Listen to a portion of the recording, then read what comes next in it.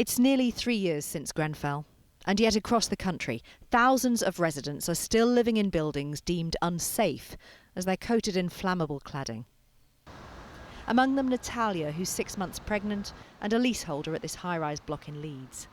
Preparatory work to remove the cladding's finally just begun, but living in a building that's been declared unsafe with mounting monthly costs for interim fire safety measures has taken its toll. Something that's always at the back of your mind, especially in my position, being due to give birth in less than 3 months now. What if I have to evacuate the building with a newborn baby? It's scary. The building management group told us our residents' safety is paramount and we're working to ensure that work which started last week is completed as quickly as possible. The latest government figures show 455 buildings were clad like Grenfell in ACM or aluminium composite material. 300 have yet to have it removed. But it's believed there could be some 1,700 other buildings containing other types of flammable materials.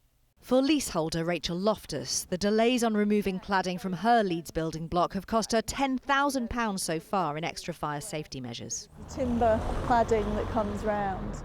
She isn't surprised that a new survey of residents living in at-risk buildings has shown 90% said their mental health had deteriorated as a direct result.